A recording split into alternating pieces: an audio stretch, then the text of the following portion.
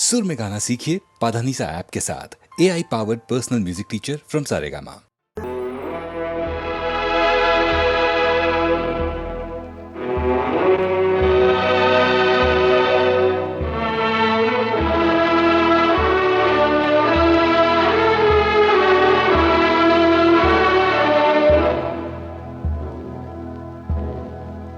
मेरा तो जो भी कदम है वो तेरी राह में है।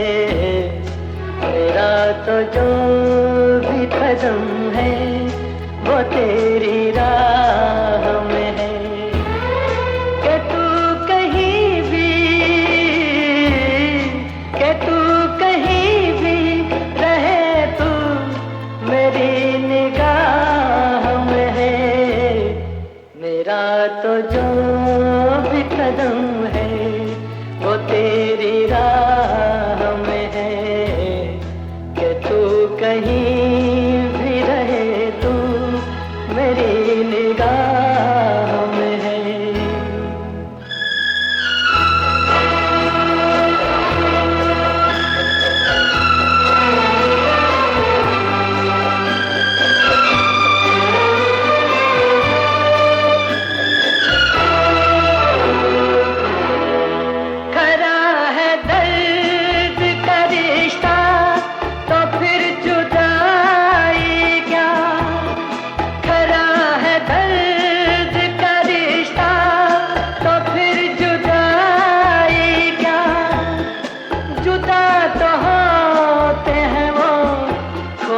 जिनकी चाह में है। मेरा तो जो भी कदम है वो तेरी राह में है। कि तू कहीं भी रहे, तू मेरी निगाह में है।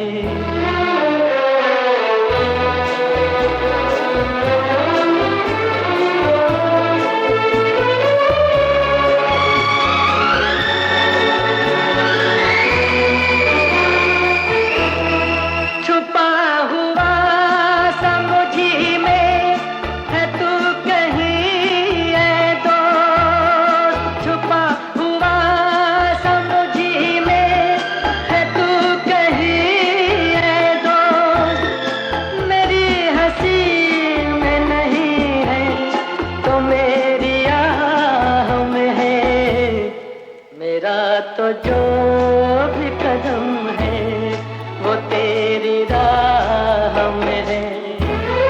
कि तू कहीं भी, कि तू कहीं भी रहे, तू मेरी निगाह में है। मेरा तो जो भी कदम है वो तेरी राह में है। कि तू कहीं भी रहे, तू मेरी निगाह में है।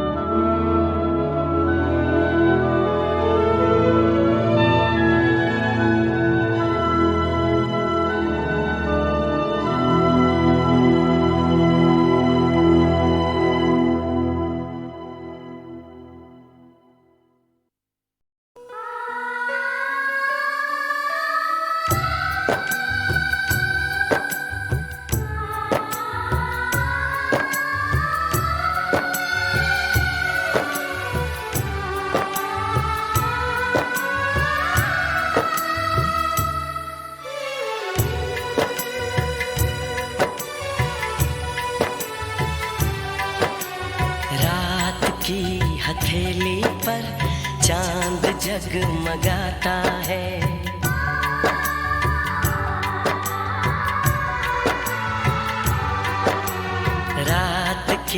हथेली पर चांद जगमगाता है, उसकी नर्म किरणों में तुमको देखता हूँ तो दिल धड़क सा जाता है, दिल धड़क सा जाता है। रात की हथेली पर चांद जगमगाता है, रात की हथेली पर चांद जगमगाता है।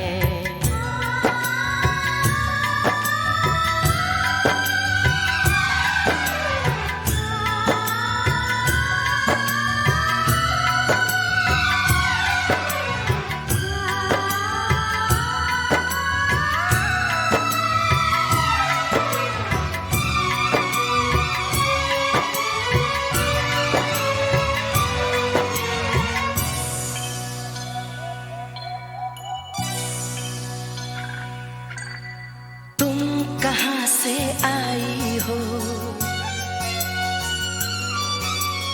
किस नगर को जाओगी,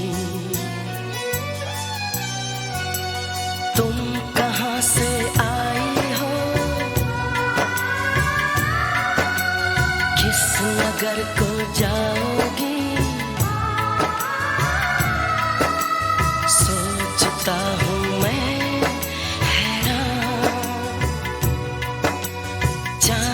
जैसा ये चेहरा,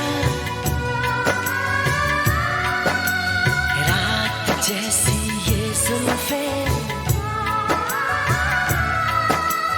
है जगाएं सौ अरमान, एक नशा सा आँखों में धीरे धीरे छाता है। रात की हथेली पर चांद जगमगाता है, रात की हथेली पर चांद जगमगाता है, उसकी नर्म किरणों में तुमको देखता हूँ तो दिल धड़क सा जाता है, दिल धड़क सा जाता है। रात की हथेली पर चांद जगमगाता है।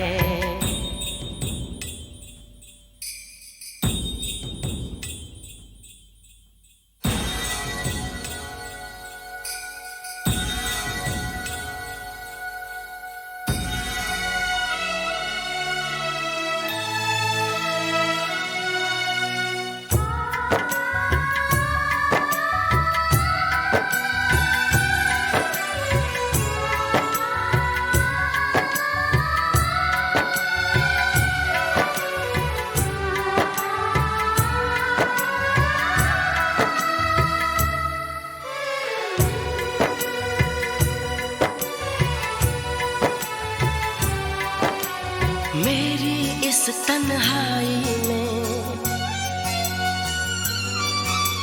मेरे इस वीराने में, मेरी इस तन्हाई में, मेरे इस वीराने में, रंग लेके तुम फिर भी सोचता हूँ मैं, क्या यहाँ तुम सचमुच हो या हो सिर्फ परछाई।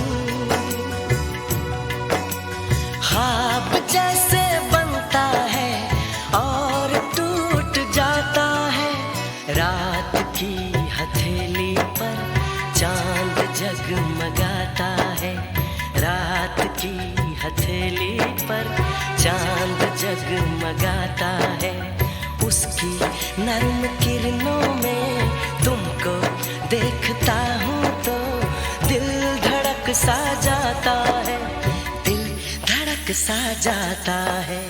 रात की हथेली पर चांद जगमगाता है, रात की हथेली पर चांद जगमगाता है।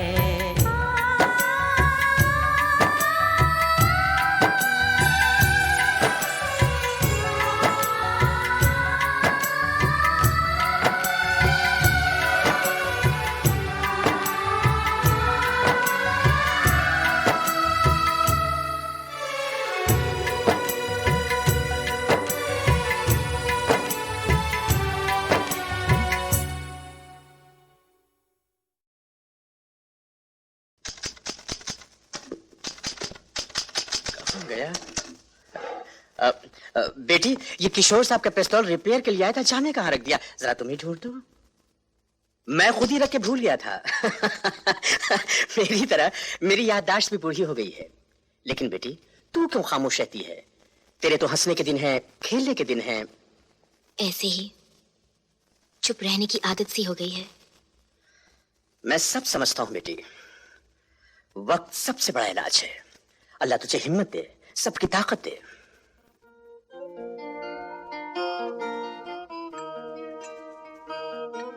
टाइपिंग कैसे चल रही है? ठीक है। स्पीड कितनी हो गई? 30।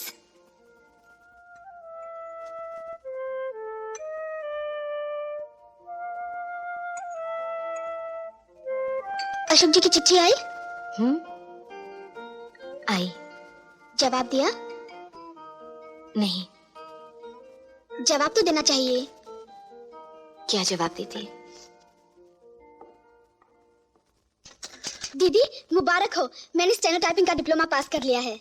उधर क्या खड़ी है, इधर आ। दीदी तुम कहो तो मैं नौकरी के लिए अर्जी दे दूं? जैसा तुम चाहो। बेटी, मैं 2 दिन के लिए बंबई जा रहा हूँ। दुकान बंद करके चाबी अपने पास रखना। और हाँ, इस महीने से अपनी तनख्वाह में 100 रुपए बढ़ा लेना। Thank you. दीदी दीदी कमाल हो गया। मैं तो टाइपिस्ट की नौकरी के लिए इंटरव्यू देने गई थी, पर मुझे मैनेजिंग डायरेक्टर की सेक्रेटरी के लिए इंटरव्यू देने बुलाया गया है। पास हो गई तो 900 रुपए महीना सैलरी मिलेगी। तब तुम मेरी चिंता छोड़कर अशोक जी से शादी कर लेना। लेकिन मैं इंटरव्यू में आ जाऊंगी ना? क्यों नहीं? तू स्मार्ट है, समझदार है, पढ़ी लिखी है। पर मेरे पास तो कोई अच्छी ड्रेस ही नहीं है। याद है उस दिन उस दुकान में हमने वो ड्रेस देखी थी ना? हाँ। आज वही पहन के जाना। पर वो तो बहुत महंगी है। तू चिंता मत कर, आज मुझे 100 रुपए का इंक्रीमेंट मिला है। Congratulations! लगता है आज का दिन बहुत लकी है। सब कुछ अच्छा ही अच्छा हो रहा है। Good evening, sir. Good evening. Please take your seat. Thank you, sir. Type कर लेती हो? Yes, sir. 40 words per minute, बिना गलती के। गुड। शॉर्ट हैंड में भी लिख लेती हो? Yes, sir. हाँ। और क्या क्या कर सकती हो?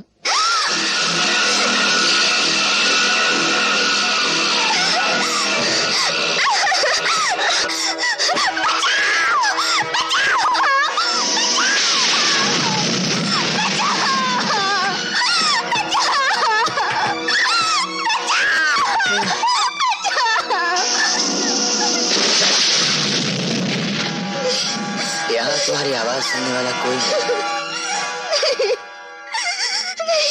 मेरे पास नहीं आना। मेरे पास नहीं आना। मेरे पास मत आना। मुझे जाने दो प्लीज। तुमने मेरी बहन को बर्बाद कर दिया। मुझे मत करो, मैं तुम्हारे हाथ जोड़ती हूँ। तुम्हारी बहन? वो तो बेवकूफ थी। तुम मेरी बात मानो, तुम्हारी जिंदगी बना दूंगा। नहीं नहीं, मुझे कुछ नहीं चाहिए। मुझे मर जाने दो प्लीज। जरूर जाने दूंगा, लेकिन तुम इतना घबरा क्यों रही हो? मैं तो कुछ नहीं करूंगा, तुम्हें छूऊंगा भी नहीं। मैं तो सिर्फ तुम्हारा खूबसूरत बदन देखूंगा। देखो, तुम अपने कपड़े उतारो और एक ब्यूटी क्वीन की तरह यहाँ से वहां और वहां से यहाँ चल कर दिखा दो। तुम्हारा कुछ बिगड़ेगा नहीं और मैं खूबसूरत बदन देख लूंगा। फिर तुम अपने घर चली जाना। हाँ, कहो दरवाजा खोल दूं? खोल दूं? तुम वहीं बैठे रहोगे? बिल्कुल। मुझे छोड़ोगे तो नहीं? कतई नहीं। उसके बाद मुझे घर जाने दोगे? हाँ? God promise? God promise. देखो, अब तुम देर ना करो। नहीं, मुझसे नहीं होगा। तो फिर मैं उठता हूँ।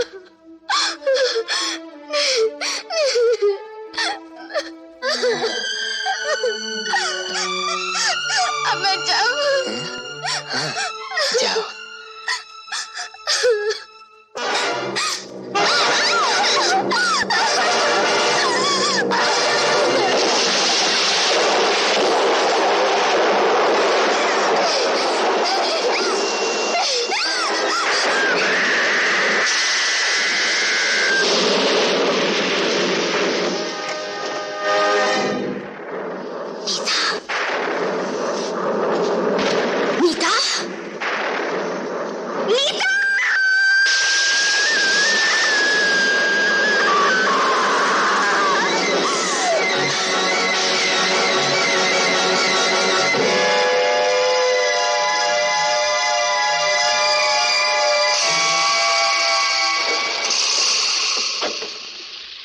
नमस्कार सेठ जी। नमस्कार सेठ।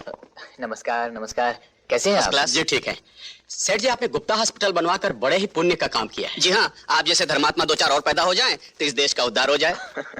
भगवान आपको इन सेवाओं का फल जरूर देगा। मैं तो सिर्फ कर्म करता हूँ भाई, फल देना तो इसके हाथ है। हाँ, और उसके राज में देर हो सकती है, अंधेर नहीं। भारती ना।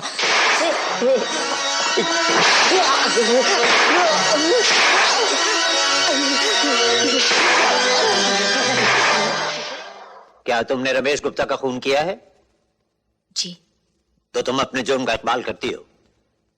मैंने रमेश गुप्ता का खून जरूर किया है, लेकिन कोई जुर्म नहीं किया।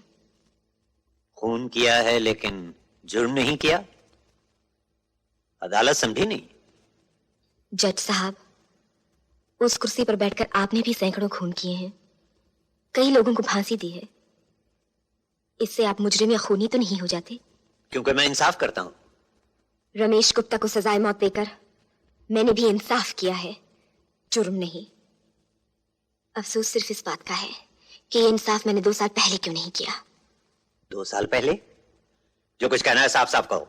जज साहब, याद कीजिए वो दिन जब इसी अदालत में, इसी कटहरे में मेरी जगह एक औरत की इज्जत लूटने वाला रमेश गुप्ता खड़ा था, और वहां ठीक उसी जगह खड़े बैरिस्टर चंद्र गुनहगार को बेगुनाह और बेगुनाह को बदचलन साबित कर रहे थे। और उस कुर्सी पर बैठकर आपने रमेश गुप्ता को बाइज्जत छोड़कर जुर्म को कम करने के बजाय उसकी जड़ें मजबूत की थी। इसलिए जज साहब, आज मुजरिम के कटहरे में आपको होना चाहिए और आपकी जगह मुझे, क्योंकि आपने इंसाफ न करके जुर्म किया है और मैंने कानून हाथ में लेकर इंसाफ किया है, मुजरिम को सजा दी है। मुजरिम मैं नहीं जज साहब, मुजरिम आप है, आपका इंसाफ है। योर ऑनर, यह अदालत का अपमान है। This is contempt of court. बयान जारी रहने दिया जाए। मैं अदालत पे लगाए हुए इल्जाम जानना चाहता हूं। Thank you sir. एक दिन एक अभागन सारी लोक लाज छोड़कर यहां आपकी अदालत में आपसे इंसाफ मांगने आई थी। इंसाफ भी हुआ था, बड़ा अजीब इंसाफ। इज्जत लूटने वाले को बाइज्जत आजाद कर दिया गया और लुटने वाली को उम्र कैद, और वो भी जेल के बाहर, जहां सुबह शाम सैकड़ों लोग उसे नफरत के कोड़े मारते, जहां हर नजर उस पर थूकती, उसे धुतकारती। आपके इंसाफ ने एक सांस लेती हुई लाश को समाज के चौराहे पर लटका दिया था, जिससे लोग नसीहत लें और फिर कोई लुटी हुई औरत इंसाफ का दरवाजा खटखटाने की हिम्मत ना कर सके। पर वो औरत कौन है, कहां है? गौर से देखिए, वो औरत मैं हूं, यहां हूं। भारती देवी? 2 साल पहले जब रमेश गुप्ता ने मेरी इज्जत लूटी थी, मुझे बर्बाद किया था, तब इंसाफ का दरवाजा मैंने ही खटखटाया था। तो 2 साल बाद आपने अपनी हार का बदला ले लिया। जब कानून नहीं जीत सके तब कानून हाथ में लेकर आपने उसका खून कर दिया। जी हाँ, मैंने उसका खून कर दिया, उस पर गोलियां बरसा दी। अफसोस यही है कि पिस्तौल में सिर्फ 6 गोलियां थी, 7 नहीं, वरना मैं सब की सब उसके सीने में उतार देती। शायद उन गोलियों की आवाज से आदमी की सोई हुई आत्मा जाग जाती, शायद उन खून की छींटों से कानून की आंखें खुल जाती और वो देख सकता कि उसकी भूल से कितने इंसान शैतान बनते जा रहे हैं। जज साहब, औरत आदमी को भगवान मानती है, लेकिन ये भगवान माँ, बहन, बेटी सब कुछ भूलकर औरत को सिर्फ हार्ड मास का खिलौना समझता है। उसे नंगा करके उसका तमाशा देखना चाहता है, कभी उसको नीलाम करके, कभी उसको बर्बाद करके। जज साहब, नारी का शरीर एक मंदिर है, जिसकी कोख से मानवता का जन्म होता है, जिसकी गोद में सभ्यता पनपती है। लेकिन आज दुनिया के कोने कोने में ये मंदिर तोड़े जा रहे हैं और आपका कानून कुछ नहीं कर पा रहा, क्योंकि उसे सबूत चाहिए। हर सच साबित नहीं किया जा सकता जज साहब। बलात्कार के समय न कानून होता है, न पुलिस होती है और न कोई शरीफ गवाह। फिर सबूत कैसे मिलेगा, कौन देगा? एक लड़की जो शर्म से अपनी शक्ल तक शीशे में नहीं देख सकती, सबके सामने आकर एक बार फिर अपनी बेइज्जती कैसे कराएगी? भरी अदालत में वकीलों और गवाहों के हाथों लाश के पर्दे कैसे उतरवाएगी? और आ भी जाए तो बदनामी के सिवा उसे मिलेगा क्या? मुझे क्या मिला था? जज साहब, उस दिन आपने मेरी बात नहीं सुनी और नतीजा ये हुआ कि फिर एक मासूम लड़की की जिंदगी बर्बाद कर दी गई। एक और मंदिर तोड़ दिया गया। योर ऑनर, किसी लड़की की जिंदगी बर्बाद हुई या नहीं, इस अदालत का वक्त जरूर बर्बाद किया जा रहा है।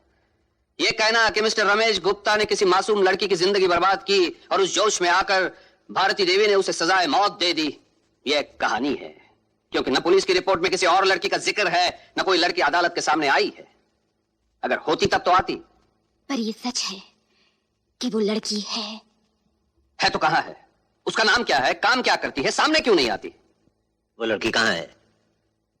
अपनी चुप का मतलब जानती हो?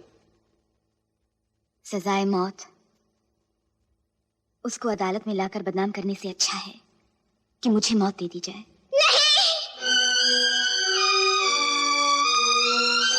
वो लड़की मैं हूँ जज साहब। ये क्या कर रही है नीतू? यहाँ आकर सिर्फ बदनामी मिलेगी, बेइज्जती मिलेगी और कुछ नहीं मिलेगा, कुछ नहीं मिलेगा। दीदी, बदनामी, बेइज्जती, मौत, कोई भी कीमत तुम्हारी जिंदगी से बढ़कर तो नहीं। जज साहब, मैं अपना बयान देने के लिए तैयार हूँ। जो कुछ कहना है यहाँ आके कहो। मैं जो कुछ भी कहूंगी सच कहूंगी और सच के सिवा कुछ नहीं कहूंगी। मैंने पहले भी तुम्हें कहीं देखा है। जी हाँ जज साहब, इसी अदालत में, इसी कटहरे में 2 साल पहले। फर्क सिर्फ इतना है कि तब रमेश गुप्ता ने मेरी दीदी को बर्बाद कर दिया था और अब मुझे किया है।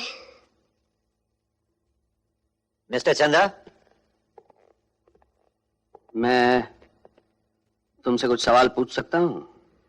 जरूर पूछ सकते हैं, लेकिन आप यही पूछेंगे ना कि उसे देखकर मैंने दरवाजा क्यों बंद कर दिया?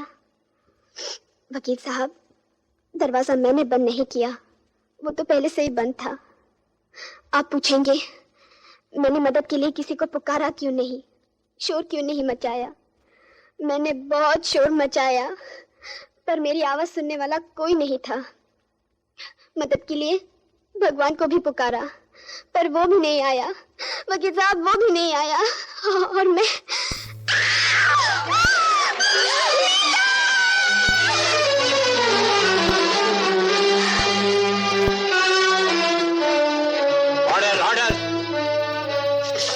तुमसे कहा था यहाँ मत आना, क्यों आई?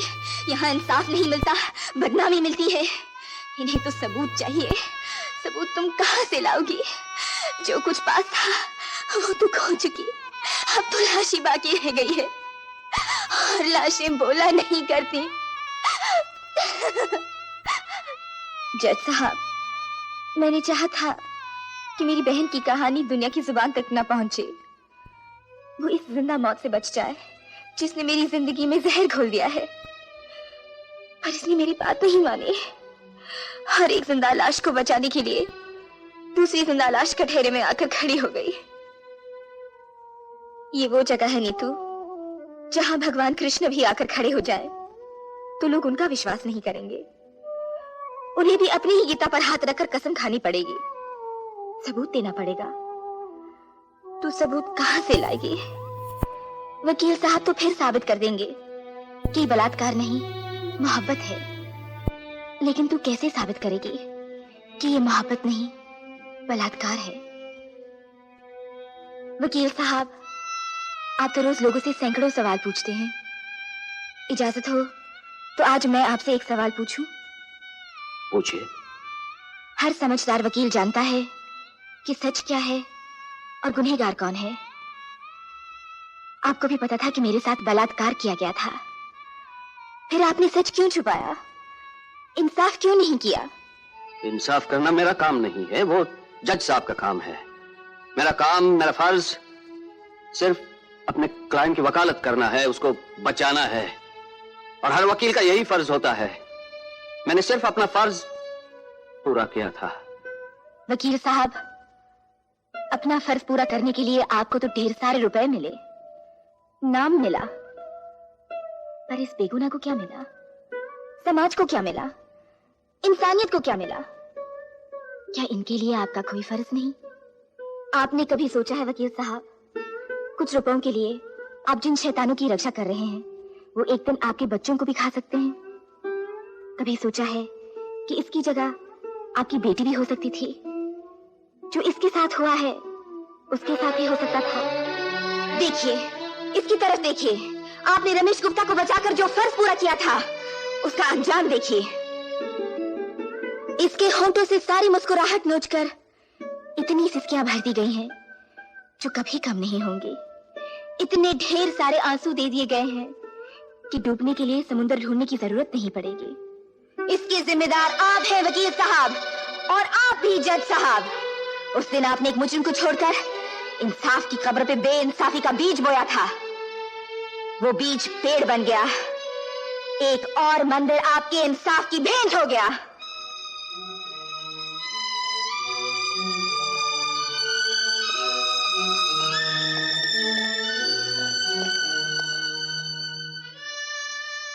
जज साहब, 2 साल पहले इसी अदालत में मैं आपसे इंसाफ मांगने आई थी, सो तो नहीं मिला। आज मैं आपसे मौत मांगने आई हूं, वो तो आप दे सकते हैं। मुझे मौत दे दीजिए जज साहब, मुझे मौत दे दीजिए, मुझे मौत दे दीजिए, मुझे मौत दे दीजिए।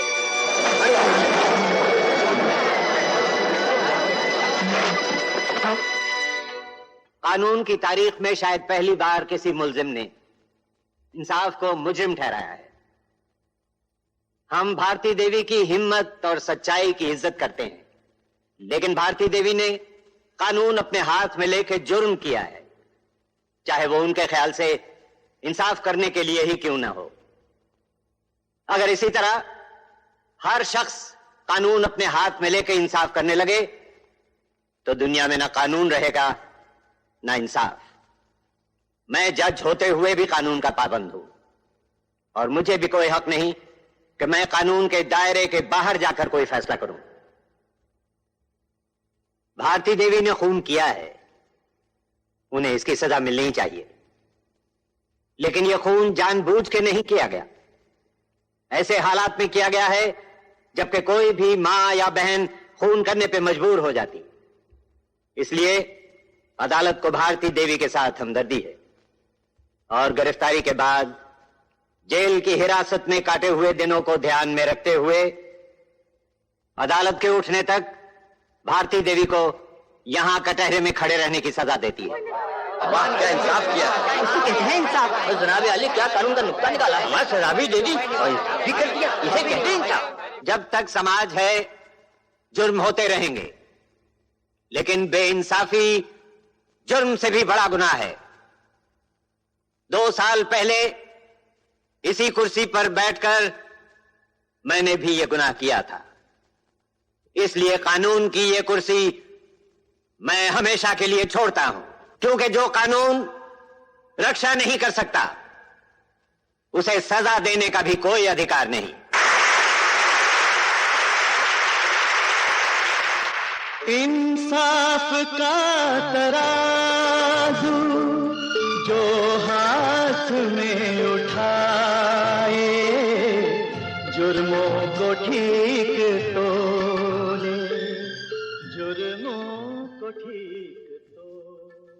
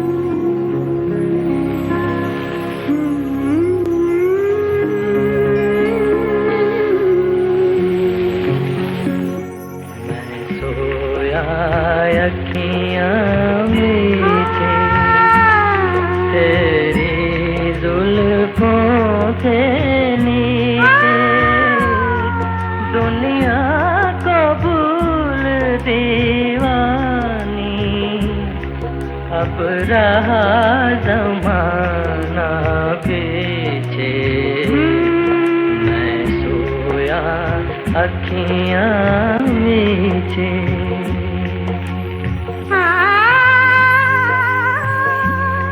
ये कौन हंसी शर्माया, तारों को पसीना आया, हिरनी की आँखें लेकर दिल कौन चुराने आया, दिल कौन चुराने आया। सोई अखियां मीठी तेरी बाहों के नीचे, अब चाहे कहीं भी ले जा, तू आगे और मैं पीछे। मैं सोया अखियां मीचे।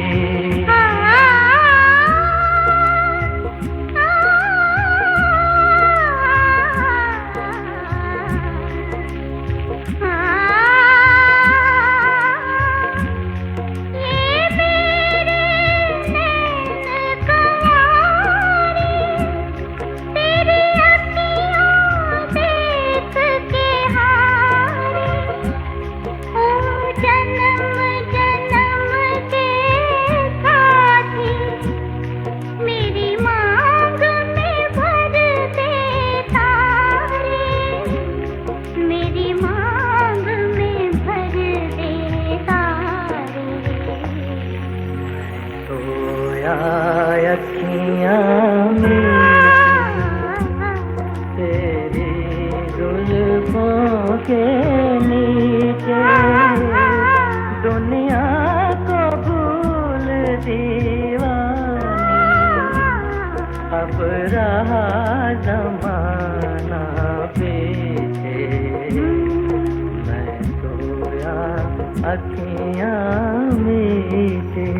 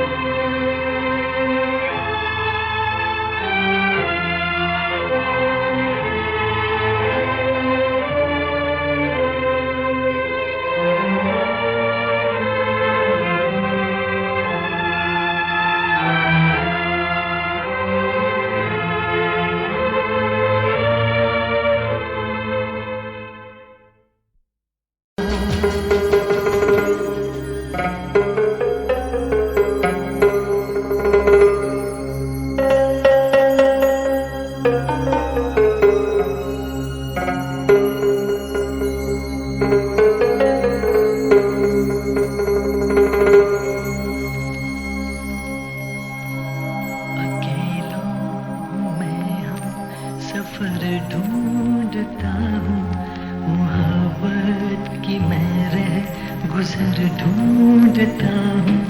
अकेला हूँ मैं हम सफर ढूंढता हूँ, मोहब्बत की मैं रह गुजर ढूंढता हूँ। किसी को मैं शाम सहर ढूंढता हूँ, अकेला हूँ मैं हम सफर ढूंढता हूँ, मोहब्बत की मैं रह गुजर ढूंढता हूँ।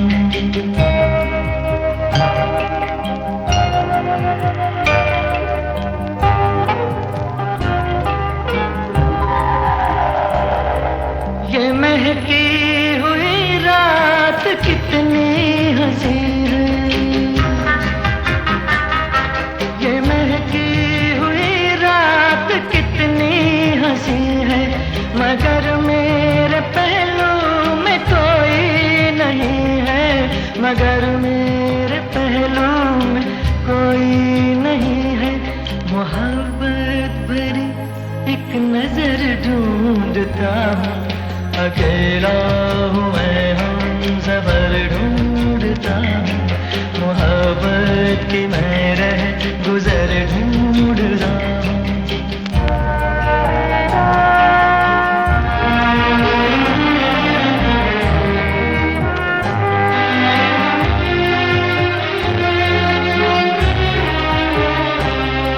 मेरे दिल में आ जा, निगाहों में आ जा,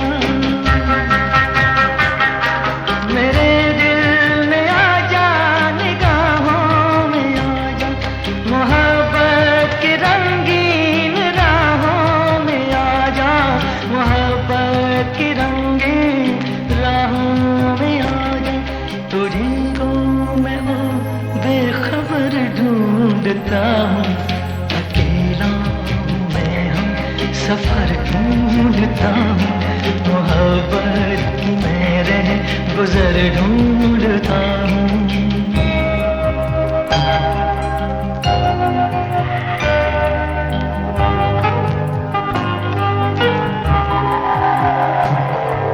किधर जाऊं वीरान है मेरी राहें,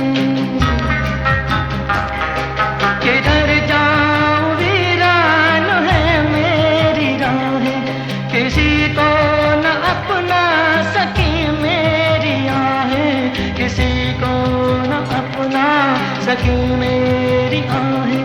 मैं आहूं में अपनी असर ढूंढता हूँ, अकेला मैं हम सफर ढूंढता हूँ, मोहब्बत की मैं रह गुजर ढूंढता हूँ।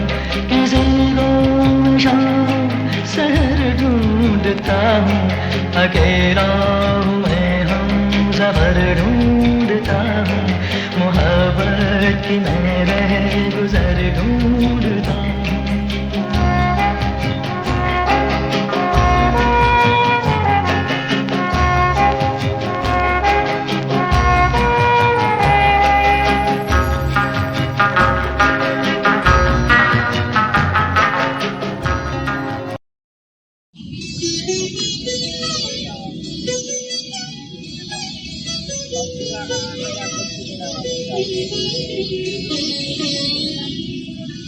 रसिक बलवा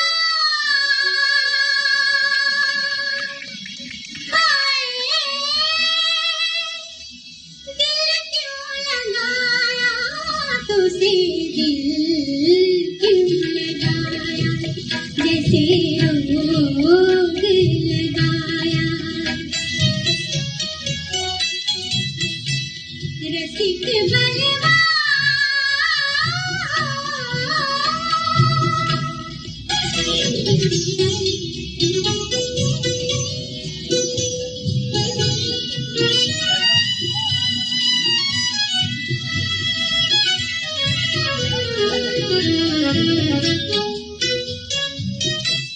जब याद आए तिहारी सूरत वो प्यारी